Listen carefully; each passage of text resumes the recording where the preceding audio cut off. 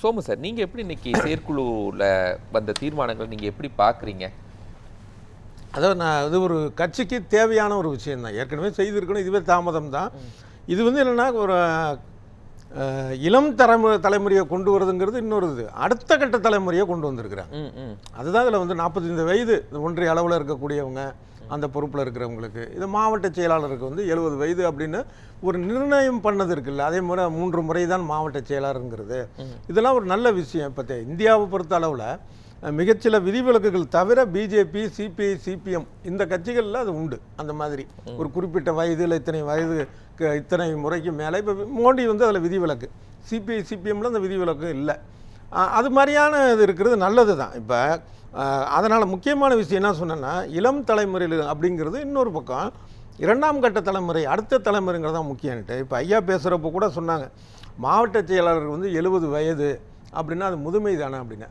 அம்புலி மாமா வந்து சின்ன பிள்ளைங்களுக்கான பத்திரிக்கை தான். அதுக்காக ஒரு குழந்தையை வச்சு அந்த பத்திரிக்கை நடத்த முடியாது. அது கடைசியாக வந்தப்பயே அது ஆசிரியர் வயசு 70-75 தான். அப்போ ஒரு நிர்வாகத்தினுக்கு மேலே இருக்கக்கூடியவங்களுடைய அனுபவம் தேவை. அதுக்கு தான் அதை இது பண்ணி சொல்கிறாங்க.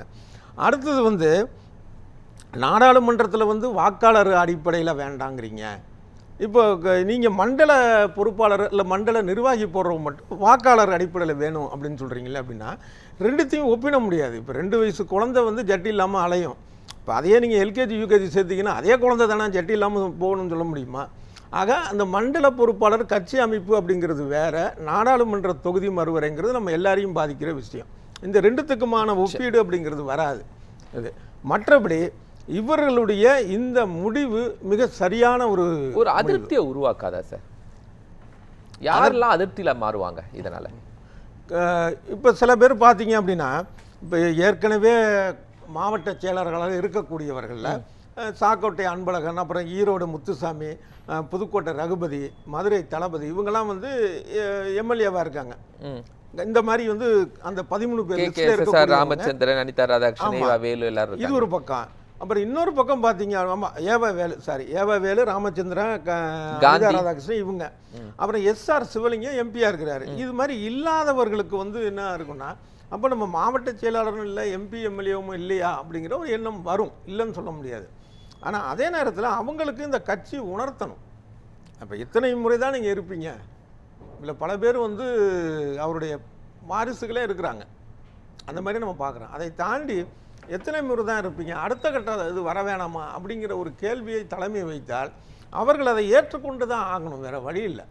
இப்போ என்னால் நடக்கவே முடியாது. உங்களுக்கு நல்லா தெரியும், ராணிப்பேட்டையில் காந்தி அவர்களுடைய மகனுக்கு தான் சீட்டு கொடுக்குறாங்க. கடைசி நேரத்தில் அவர் போராடி தான் இருப்பேன் அப்படின்னு சொன்னதெல்லாம் உங்களுக்கு ஞாபகம் இருக்கும். இப்படி பல தொகுதிகளில் சீட்டை வாரிசுகளுக்கு கொடுத்தே திரும்ப அப்பாக்கள் வாங்கியதெல்லாம். ஆமாம். ஸோ அதுவும் இதை எப்படி அவங்க ஏற்றுக்கொள்வாங்க? மாவட்ட செயலாளருங்கிறது திமுகவில் எம்எல்ஏ எம்பி பதவியை விடவும் அதிகாரமிக்க பதவி. எப்படி அவங்க விட்டுட்டு சும்மா இருப்பாங்க? இல்லைன்னா அவங்களுக்கு எந்த பதவிகள் மூலமாக சமாளிப்பாங்க திமுக? இப்போ நீங்கள் சொன்ன அந்த மாதிரியான விஷயங்கள் தான் தோல்விக்கு அதுவும் ஒரு காரணம்ங்கிற உணர்ந்து தான் இந்த மாற்றங்கள் வந்திருக்கு. ஒரு விஷயம் இது ஏன் அப்படின்னா, இவங்க இந்த தோல்வியை ஆராய்வதற்காகவே 38 பேர் குழு அமைச்சு தமிழ்நாடு முழுக்க போய் அவர் பெரிய அளவு ஒரு ஆய்வு அறிக்கை கொடுத்துருக்குறாங்க. அதே போல் இவர் தங்கம் தென்னரசு முன்னாள் அமைச்சர், அவருடைய தலைமையில் ஒரு சீரமைப்பு குழு, கட்சி சீரமைப்பு குழு இடைக்கால அறிக்கை கொடுத்துருக்கு. இப்போ அதில் இதெல்லாம் ஆராய்ஞ்சிருப்பாங்கல்ல, அதன் அடிப்படையில் தானே இது வருது. ஒன்று அது தவிர முக்கியமான ஒரு விஷயம், இனியும் இந்த தவறை செய்ய வேணாங்கிற அளவுக்கு மு.க. ஸ்டாலின் திமுக தலைவர் போயிருக்கிறார் அப்படின்னு தான் நான் நினைக்கிறேன். ஏன்னா அவர் பேசுனதை மாவட்ட செயலாளருங்கிறது அனுசரித்து நடந்துக்கணும், அப்படி இல்லை அப்படின்னா ஒரு மாவட்டத்தில் மாவட்ட செயலாளர் மட்டும்தான் இருப்பார் அப்படிங்கிற மாதிரி பேசியிருக்கிறார். அந்த அர்த்தம் துணிக்க இப்போ நீங்கள் இதுக்கு முன்னாடி திமுக மண்டலங்கள்லாம் உருவாக்கப்பட்டுச்சு, மாவட்டங்கள் இதை மாதிரி 2ஆக பிரிக்கப்பட்டுச்சு. அப்போ பழையபடி அதே ஃபார்மேட்டுக்கு கொண்டு வந்தாங்க, அது சக்ஸஸ் ஃபார்முலா இல்லை. பட் இது எப்படி சக்ஸஸ் ஃபார்முலான்னு எடுத்துக்கிறது? இதுக்கு எது அடையாளம் இதுதான் சக்ஸஸ் ஃபார்முலான்னு? இதில் முக்கியமானதை நான் பார்க்குறது என்ன அப்படின்னா, இப்போ ஏற்கனவே வந்து 77 மாவட்ட செயலாளர்களை 110 ஆக்குறப்ப அந்த மாவட்ட செயலாளருக்கும் இந்த தொண்டனுக்குமான ஒரு நேரடி உறவு இன்னும் மேம்படும். பொதுவாக மற்ற கட்சிகளை விட திமுகவில் பார்த்தீங்கன்னா அந்த தொண்டர்களுக்கும் நிர்வாகத்தில் இருக்கிறவங்களுக்குமான ஒரு உறவு வந்து ஒரு நெருக்கமாக தான் இருக்கும். கருத்து வேறுபாடு இருக்கலாம், உட்கட்சி தேர்தலை எதிர்த்தரா போட்டி எடுத்துருக்கலாம், ஆனால் அவரை நான் பார்த்ததே இல்லையாங்க அப்படின்னு சொல்கிறக்கூடிய கட்சிகள்லாம் இருக்குது. அந்த மாதிரி இங்கே இருக்காது. அப்போ இன்னும் அந்த உறவு வந்து நெருக்கமாவதற்கான ஒரு வாய்ப்பு இருக்குது. இதில் கருத்து வேறுபாடு அப்படிங்கிறது எல்லா இடத்துலையும் வரும். இப்போ என்ன சொல்கிறாங்க, இந்த இதுலேயே மேக்சிமம் வந்து 2 சட்டமன்ற தொகுதிக்கு ஒரு மாவட்டம், அதாவது அப்படி பார்த்தோம்னா 96 மாவட்டங்கள் வந்து அப்படி பிரிக்கப்படுது. 96 மாவட்ட செயலாளர்களுக்கு வந்து இல்லை கொஞ்சம் இருங்க, 96 மாவட்ட செயலாளர்களுக்கு 2 தொகுதி. அதே நேரத்தில் 14 மாவட்ட செயலாளர்களுக்கு 3 தொகுதி வருது, சேர்த்து தான் 110. அப்போ என்ன ஆகும் அப்படின்னா, எனக்கு வந்து 2 எம்எல்ஏ தொகுதி தான், அவருக்கு வந்து 3 எம்எல்ஏ தொகுதியா அப்படின்னு ஒரு ஆதங்கம் வரலாம். அதே மாதிரி அவருக்கு பார்த்தீங்கன்னா எனக்கு வந்து பார்த்தீங்களா 3 எம்எல்ஏ தொகுதி, உனக்கு வந்து 2 தான் கூட வரலாம். ஆனால் இதெல்லாம் தவிர்க்க முடியாது. இதுக்கு இதை எப்படி சரி பண்ணுவீங்க? ஒரு பகுதியில் வந்து இந்த பக்கம் 2 எம்எல்ஏ தொகுதிக்கு ஒரு மாவட்ட செயலாளர் போட்டாச்சு, பக்கத்துலேயே ஒரு 2 எம்எல்ஏ தொகுதிக்கு மாவட்ட செயலாளர் போட்டாச்சுன்னா எக்ஸ்ட்ரா ஒரு தொகுதி தொக்கி நிற்குதுன்னா 2ல் 1 தானே சேர்க்க முடியும். ஒரு தொகுதிக்கு ஒரு மாவட்ட செயலர் வர முடியாதுல்ல, அப்போ ஏதோ ஒன்றில் சேர்க்குறப்ப வரும். சார், இப்போ ஏற்கனவே திமுகவில் ஓபிஎஸ், வைத்திலிங்கம் அப்படின்னு அதிமுகவில் இந்த முன்னணி தலைவர்கள்லாம் போய் வெற்றி பெற்றிருக்கிறாங்க. அவங்களும் பெரிய பதவிகளை எதிர்பார்த்துட்டு இருக்காங்க. இப்போ இங்கே 70 வயதிற்கு மேலே இருக்கிறவங்க எல்லாத்தையும் மாவட்ட செயலாளர்ந்து எடுக்கும்போது அவங்களுக்கும் உயர்ந்த பதவிகளை கொடுக்கணும். அவங்கள கட்சியினுடைய நிர்வாகியை நீங்கள் பார்த்துக்குங்க, காரியகர்த்தாவாக இருங்க அப்படின்னு சொல்ல முடியாது. பட் அவங்க என்ன செய்வாங்க? ஓபிஎஸ்க்கு இன்னும் பெரிய பதவி கொடுக்கல, வைத்திலிங்கத்துக்கு கொடுக்கல, இங்கேருந்து வந்து யாருக்கும் இன்னும் கொடுக்கல. இல்லை, அவங்களுக்கு வந்து ஒரு மரியாதை நிமித்த சந்திப்பு மாதிரி, மரியாதை நிமித்தமாக மாநில அளவில் பதவி கொடுக்கலாம், அந்த மாதிரி தான் அவங்க ஐடியாவாக இருக்கும். அதான் இவ்வளோ பேருக்கும் கொடுப்பாங்களா சார்? 70 வயது கடந்த எத்தனை பேருக்கும் கொடுப்பாங்களா? இல்லை, பல பேர் வந்து அவங்கவுங்கள வாரிசுகள் அந்தந்த மாவட்டத்தில் கோலாச்சுறாங்க ஒன்று. அதை தாண்டி இன்னொரு இது என்னென்னா, இவங்களே இருந்திருக்க முடியாதுங்கிறது, தொடர்ந்து அந்த மாதிரி இருக்க முடியாதுங்கிறது அவங்களுக்கும் தெரியும். இதுக்கான நடவடிக்கையை வந்து கட்சி எடுத்துருச்சுங்கிறதையும் இப்போ உணர்ந்துருப்பாங்க. அப்போ இதை தவிர்க்கிறதுக்கான ஒரு வாய்ப்பு இல்லை, இதை ஏற்றுக்கிட்டு தான் ஆகணும். அந்த மாதிரி இருக்கிறது தான் கட்சிக்கு நல்லது. இதில் இன்னொரு முக்கியமான விஷயம் என்னென்னா,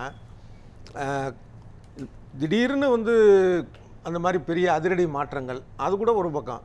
2 முறைக்கு மேலே 3 முறைக்கு மேலே ஒருத்தர் வந்து மாவட்ட அளவில் பொறுப்பில் இருக்க முடியாது அப்படின்னு சொல்கிறது 2 வித கட்சிகளுக்கு தான் ஒத்து வரும். ஒன்று, பிஜேபி, சிபிஎம் மாதிரி ஒரு கொள்கை சார்ந்து இயங்கிறது.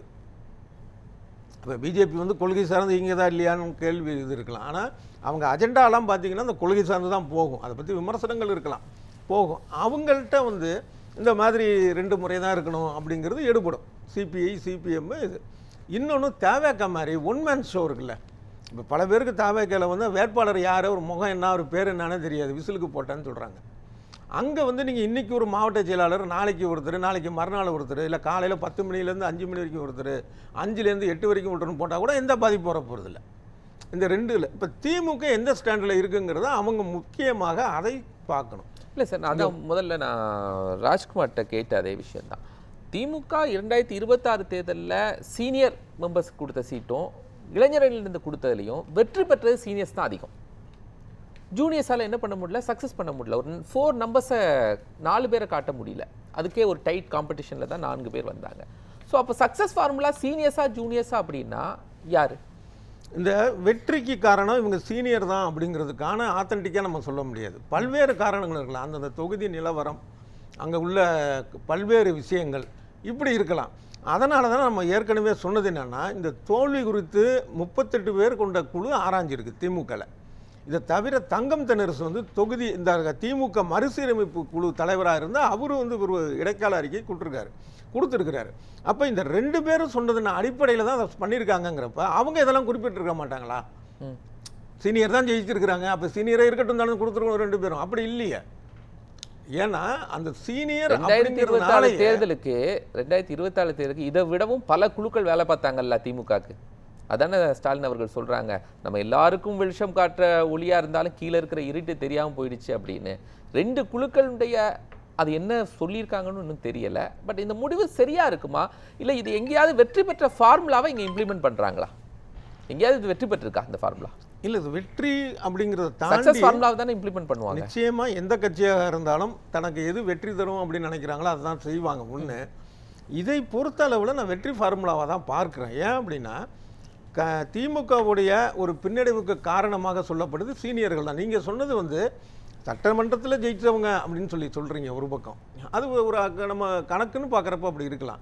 ஆனால் ஒரு செயல்பாடாக இருக்கட்டும், இல்லை பல பேர் அந்த தொண்டர்களுடைய குமுறல்களே வெளிப்படையாகவோ இல்லை வந்து வேற தன்னுடைய அடையாளத்தை மறைத்து கொண்டோ அவங்க வந்து சொல்லக்கூடிய பல விஷயங்கள் வந்து என்னன்னா, இந்த சீனியர்கள் தொடர்ந்து இதை பண்ணிகிட்டே இருக்கிறாங்க, அவங்களே வந்து பொறுப்பில் இருந்துக்கிட்டு ஆதிக்கம் பண்ணுறாங்க அப்படிங்கிற ஒரு இதை பார்க்குறோம். அப்போ அடுத்த சட்டமன்றத்தில் கூட ஒரு ஜூனியர் உதயநிதி ஸ்டாலின் அவர்களை தாண்டி ஒரு ஜூனியர் கூட அவங்களுடைய பிரதிபலிப்பு தெரியலையே சார். அப்போ அந்த முக்கியத்துவத்தை இன்னும் திமுக செய்யலையே. இல்லை, சீனியர்களுமே வந்து ஒரு பெரிய அளவில் வந்து பண்ணலை. ஒன்று இந்த விஷயத்தில் எனக்கு உதயநிதி ஸ்டாலின் மேலேயும் வருத்தம் தான். என்னென்னா, அவரே இன்னும் கொஞ்சம் ஃபோர்ஸாக பேசியிருக்கணும். உதாரணமாக இந்த கார் வந்து கொடுக்குறேன்னு சொன்னாங்கல்ல, அதை 110 விதியின் கீழே கொடுத்துருக்கிறாரு முதலமைச்சர் ஜோசப் விஜய். ஒரு அத்தியாவசியமான தேவை, அவசர தேவை தான் 110 விஷயம். கார் என்ன இன்றைக்கி காலையில் சொல்லி மறுநாள், ஆனால் அப்படி தான் நடந்திருக்கு. இன்றைக்கி அறிவிப்புனா நாளைக்கே காரை கொண்டு வந்து நிறுத்திட்டாங்க. அது உள்ளடி என்னன்னு தெரியல. அப்போ அதை அவர் கேட்டிருக்கணும், இதுக்கு என்ன இவ்வளவு 110 சொல்கிறதுக்கு என்ன அவசியம்? அப்படியே மக்களை போய் நேரடியாக போய் உடனே சந்தித்து பிரச்சனையை தீர்க்கணும் அப்படின்னா, அப்போ வந்து அவங்களுக்கான வேலையை குறைப்பதற்காக ஆளுக்கு ஒரு ரோபோட் கூட கொடுங்களேன் எம்எல்ஏக்களுக்கு உதவிக்கு, அப்படி கூட ஒரு கிண்டலாக பேசியிருக்கலாம். அது ஈர்த்திருக்கும். அது அப்புறம் அந்த மாதிரியான ஒரு விஷயம் பண்ணல. அடுத்தது வந்து குறுவை சிறப்பு நிதி கொடுத்ததுக்கும் வறட்சி நிவாரணத்துக்குமான வித்தியாசம் வந்து முதலமைச்சர் ஜோசப் விஜய்க்கு தெரியல. ஆனால் அவருக்கு தெரியாமல் இவரை சொல்கிறாரு நீங்கள் பேப்பர் படிங்கன்னு. அதை இன்னும் கடுமையாக அவர் பண்ணி எழுத்து அதை பேசியிருக்கணும். அதே போல் முக்கியமான ஒரு விஷயம் வந்து இப்போ பார்த்தோம் அப்படின்னா, இப்போ சார் கூட சொல்லியிருந்தாங்க, எனக்கு என்னன்னா தமிழ்நாடு சட்டப்பேரவைக்குள்ள யாரும் இளம் உறுப்பினர்கள் தாவேக்காவுக்கு பதில் சொல்ற அளவுக்கு எதிர்க்கட்சியில் இல்லையா அப்படிங்கிறது தான். நேரு சொல்றாரு, தங்கம் தென்னர் சொல்றாரு, ஓபிஎஸ் பேசுறாங்க, ஒருத்தர் கூட பேசலையே அப்படிங்கிறது தான். அதை தயார்படுத்த தவறிட்டாங்களா அப்படிங்கிறது. இல்லை அதில் இன்னொரு அது குறித்து இன்னைக்கு செயற்குழுல எதுவுமே சொல்லலையே. இல்லை அதில் இன்னொரு விஷயமும் நம்ம கவனிக்கணும். இப்போ தாவேக்கா கேட்குற கேள்விக்கோ இல்லை அவங்க கொடுக்குற பதிலுக்கோ அதை எதிர்கொள்வதுங்கிறது ரொம்ப கஷ்டம். ஒரு படத்தில் வடிவேலு சொல்கிற மாதிரி தான், நான் கேட்கும் கேள்விக்கு இது பதில் இல்லையே அப்படிங்கிற ரேஞ்சில் தான் சொல்கிறாங்க. இப்போ இவங்க ஒன்று கேட்டால் அவங்க ஒன்று இறக்காத ஒன்று சொல்கிறது. இப்போ இதுக்கு அந்த மாதிரியான விஷயங்கள் நிறையா போயிட்டு இருக்கு. இந்த இவங்க ஒரு முக்கியமான ஒரு விஷயத்தை பற்றி பேசணும் கேட்கணும் அப்படின்னா முதலமைச்சர் விஜயோடைய ஃபேஸ் தர்ற மாதிரி ஸ்க்ரீன் வைக்கணும் அப்படிங்கிற ரேஞ்சுக்கு பதில் வருது. அதனால இது வந்து எதிர்கொள்வது, எதிர்க்கட்சி தலைவர் பேசும்போதே ஒரு அமைச்சரை சொல்லும் போது அவங்க என்ன பண்றாங்க, அவை குறிப்பிலிருந்து ஒரு எதிர்க்கட்சியினுடைய ஸ்டார்டிங் ஸ்பீச்சை நீக்கிற மாதிரி இருக்கு. அப்புறம் எதிர்க்கட்சி தலைவர் என்ன சொல்றாரு, எல்லாத்தையும் நீக்கிருங்க, ரீல்ஸ் போடுறாங்க அப்படிங்கிறாங்க. ஸோ அப்போ நீங்க இங்க எந்த புள்ளியில அப்ப எதிர்க்கட்சி தலைவர் கூட தயாராகலையா ஒரு திமுகல இருந்து? எதிர்க்கட்சி தலைவர் சில விஷயங்கள் அவர் பேசுறது சரியா தான் இருக்கு, ஒரு எதிர்க்கட்சிக்கான விஷயங்கள் பண்ணல, அவரே பேசிட்டு நீக்கிருங்க அப்படின்னு சொல்றாரு. சில விஷயங்கள்ல வந்து அவர் இன்னும் மேம்பட வேண்டும்ங்கிறத நம்ம பார்க்க வேண்டியதா இருக்கு. இப்போ உதாரணமா பாத்தீங்கன்னா டக்குன்னு நம்ம ஞாபகத்து வருது பார்த்தீங்கன்னா பாமக சௌமியா அன்புமணி அவங்க பேசக்கூடிய விஷயங்கள் எதுவுமே ஒரு இது கூட வந்து தேவையற்றது, நீக்கணும் அப்படிங்கிறது, நீக்கணும், மக்கள் நலனுக்கு மாறுபட்டது, இல்லை விவாதத்துக்கு தேவையற்ற விவாதத்தை உண்டாக்கக்கூடியது அப்படிங்கிறது இல்லை. இந்த கார் விஷயத்தில் கூட என்ன சொல்கிறாங்க அப்படின்னா, கார் வந்து நீங்கள் கூட தேவையானவங்களுக்கு கொடுங்க, எங்கள் எம்எல்ஏக்கிட்ட இருக்க வேண்டாம், எங்களுக்கு வந்து இந்த நெல் பாதுகாக்கிறதுக்கான அந்த மாதிரியான விஷயத்தை திமுக சோமு சார் இதுதான் சரியாக இருக்கும்னு நினைக்கிறேன். ஏன்னா அவங்களுக்கு வந்து சாதாரணமாக ஒரு மாற்றத்தை கொண்டு வந்திருக்க முடியாது. இன்னும் சில கட்சிகள், பல கட்சிகள் மாதிரி ஒரு தலைமை மட்டுமே முடிவெடுத்து இவங்க தான் காரணம்னு சொல்லி எடுத்தேன் கவிழ்த்தேன் அப்படிங்கிற மாதிரிலாம் வந்து இல்லை. இப்போ இதுக்குன்னு வந்து ஒரு குழு போட்டு அவங்க தமிழ்நாடு முழுக்க போய், அது மட்டும் இல்லாமல் கட்சி சீரமைப்பு குழுனே தங்கம் தெரசு தலைமையில் போட்டு அவங்க வந்து ஒரு இடைக்கால அறிக்கை கொடுத்து இவ்வளவு பண்ணதுக்கு அப்புறமேல அவங்க அதை செஞ்சுருக்கிறாங்க. அப்படிங்கிறப்ப இது அடுத்த கட்டமாக தங்களுடைய கட்சியை எப்படி கொண்டு போகலாங்கிறதுக்கான ஒரு விஷயமாகத்தான் இதை பார்க்குறத. இல்லை இன்னொரு இது சார் சொன்னாங்க, இது மாதிரி திமுகவில் வந்து வாரிசு அரசியல் ஆனால் காங்கிரஸில் இல்லைன்னு ஒரு தடவை கார்கேட்டை கேட்டாங்க. இப்போ அவர் தானே அகில இந்திய காங்கிரஸ் தலைவர். ஏதோ ஒரு விஷயம் கேட்டதுக்கு அவர் சொன்னார் தலைமை முடிவெடுக்கும் அப்படின்னாரு. அதுக்கு திமுக மாதிரி கட்சிகள் பரவாயில்லங்கிற வெளிப்படையாக கட்சி ரீதியாக ஒரு அமைப்பை சொல்லி அதில் உட்கார்ந்துருக்குறாங்க. நான் தலைவரே, அதாவது மாப்பிள்ளை அவர் தான், அவர் போட்டுற பேண்ட் சட்டு காரிய கமிட்டியை சொல்லியிருப்பாங்க. நீங்க தவறா சொல்லிருக்கீங்க. இல்ல சார், உங்களுக்கு எங்ககிட்ட சிடபிள்யூசின்னு ஒரு கமிட்டி இருக்கு சார், அதுல ஒரு 35 உறுப்பினர்கள் இருக்காங்க சார். இல்ல அவங்க குறிப்பிட்ட பிரச்சனை வந்து எனக்கு நினைவில்லையே தலைமை எங்களுடைய பொறுத்தவரையில இல்ல சார். ஒரு சின்ன இது எனக்கு வந்து அந்த பிரச்சனை நினைவில்லை. ஆனா அவர் சொன்னது ராகல வச்சு சொன்னது எனக்கு நான் ஞாபகம் வரப்ப நான் சொல்றேன். ஏதோ வடிவேல் மாதிரி போற போக்குல பேசிட்டே இருக்கீங்க. இல்ல வடிவேல் மாதிரி விஷயங்கள் அதுல நடக்குது உங்க கட்சியில. கட்சியே வடிவேல் இல்லாத குறைய அதாவது தீர்க்கிறீங்க சார். சங்கமே அபராதத்துல போதுங்கிற மாதிரி காங்கிரஸ் அதான் அபராதத்துல நான் போறதை நம்ம சொல்றேன். சொல்ல வேண்டிய கட்டாயத்தில் வடிவேல் இருக்கு. இல்லாத குறைய இந்த முக்கியமான ஓகே ஓகே ஓகே சார்.